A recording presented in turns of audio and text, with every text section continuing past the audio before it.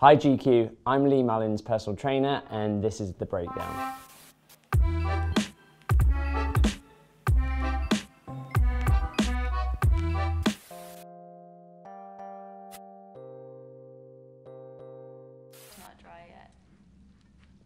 You always keep men's clothes lying around?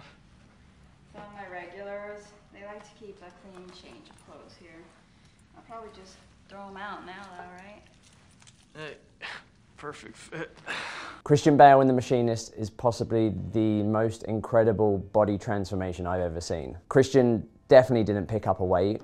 Christian definitely did excessive amounts of cardio. Essentially what he's doing is breaking his body down. He's trying to not feed it enough calories whilst excessively moving it, but not moving it through weight training. Hey, how about that idea? I could get a job selling menswear. His calorie intake would have been extremely low, which would have impacted his ability to kind of concentrate, but bigger than that, it would have taken a real impact on his health. The time frame he would have had to have done this over to get his body that skinny with as little muscle mass on there as possible, that could be over 4, 6, 8 month period where he's really eating in a calorie deficit the whole time. I'll do anything you want, baby. You know what? I don't deserve this. Christian would have been using maybe caffeine or coffee as a way of helping to suppress his appetite, as well as using a stimulant which can increase metabolic rate, increase energy levels. Listen, there's some people who are naturally built skinny. This guy isn't. When you start to force your body there, you can then really get into some dangerous health implications with things like your liver, kidney, and it's not always fixable. So I have the utmost respect and admiration for the likes of Christian Bale in The Machinist. I'm not in that photo. The process to build muscle versus shrink the body down is a much more enjoyable process. I'd say it's a healthier process because you're eating, you're still nourishing the body. And actually to put on the lean muscle, you need to eat. If you just do the resistance training and you're not eating enough calories, and then particularly eating enough protein, doesn't matter how much weight you lift or how many times you train, you're never going to be able to optimize the amount of muscle you can build.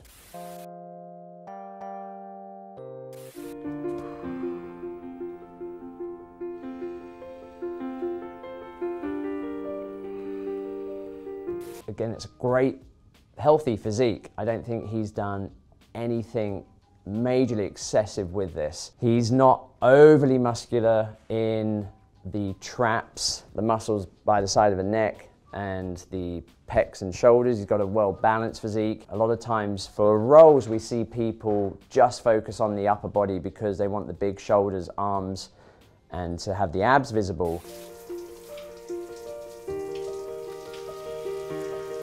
How would he have achieved this through his training? I suspect he was doing maybe 4 or 5 workouts a week. As he got closer to filming, he might have dialed in the body fat a little bit by doing a few more workouts, so he might have doubled up and done 2 workouts a day some days. But in the build up to this, which he could have got this physique in over a 12-month period of really dedicated training and nutrition. The type of training he would have had to have done to achieve this level of muscle, again, would have been some form of resistance training. Now on the day of shooting, what he likely would have done was what we call had a pump on. So before the scene starts shooting, he would have performed where he had on set some dumbbells, or again, just perform body weight training, whether it's push-ups, body weight squats, to give the muscle a fuller figure.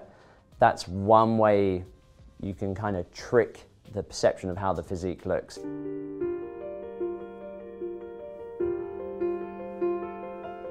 And then the night before they shoot a scene, they would have a big hit of carbohydrates. And basically what that will do is drive glycogen into the muscle and make it look fuller. When he finishes his role and doesn't keep up the training, you won't get a straight loss of lean muscle. It really depends. He could have maintained that physique for a while just doing kind of 3 workouts a week.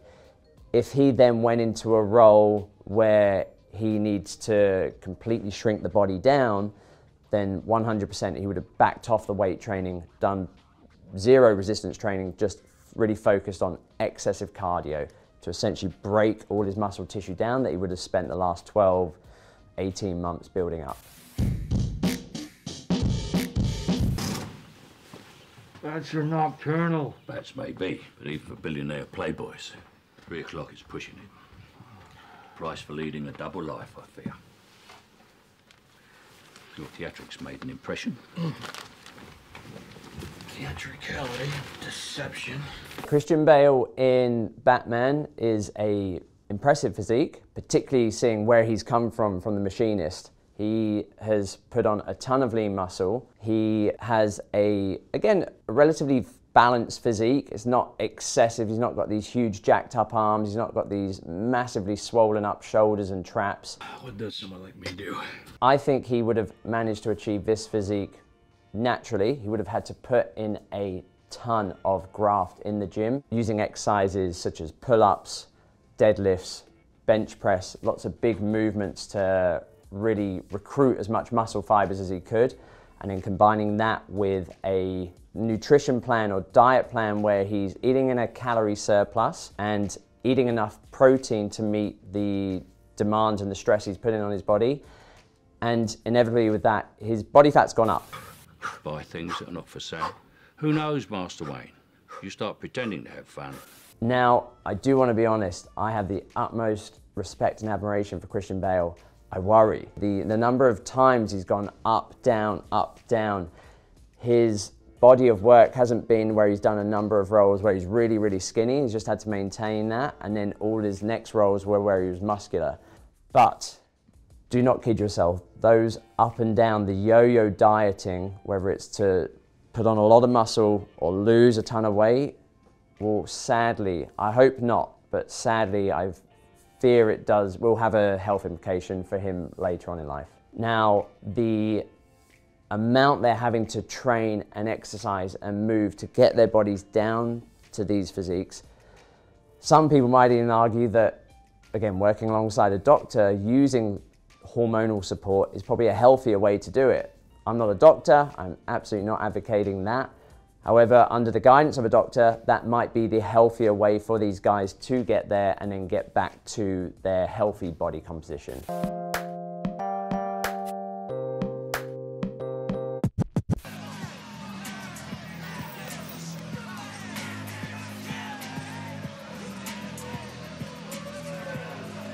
Brad Pitt in Fight Club is probably the #1 asked question I've had over the years, especially from male clients. How did he do that? He has a very balanced physique. He's not overly muscular, he's not overly small. He's nicely muscled, if you want to call it that. You can see the striations in his abdominals. They're using downlighting, which improves the separation between muscles a little bit more. He's tanned, which also makes him appear a little bit leaner, but do not take anything away from Brad Pitt. He is lean. I would say that's genetically. I would imagine he's having a decent amount of protein in his diet, but the ways he would have been training to achieve that physique, that can be achieved through whether it's resistance training, whether it's through just body weight training, so calisthenics, push-ups, pull-ups. If he's doing resistance training, he wouldn't be doing tons of sets per body part. He could be doing something like 3 or 4 sets per body part, but that is Hollywood's #1 physique, for sure. How about next week? How about next month? Hey, Urban, you're in the middle.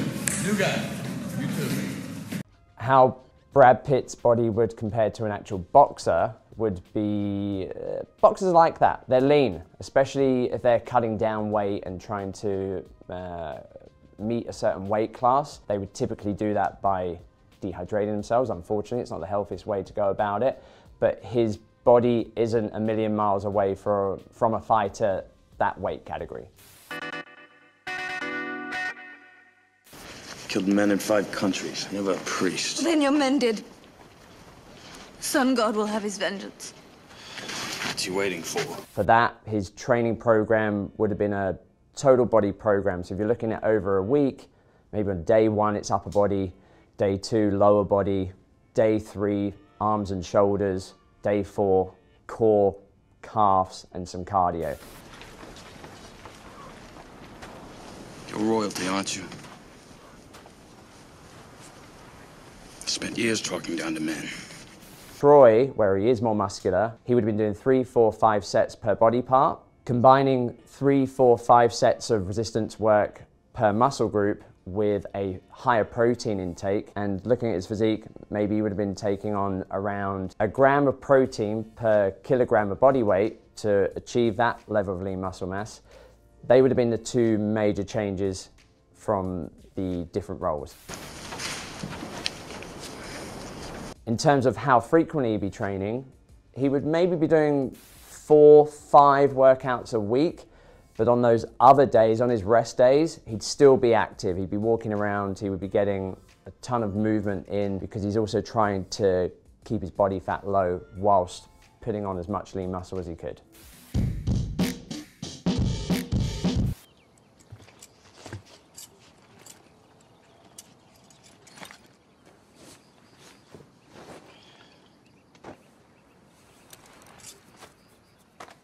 He's in his 50s, early 50s, I believe. He still looks fantastic. So like I said, this guy has never gotten out of shape.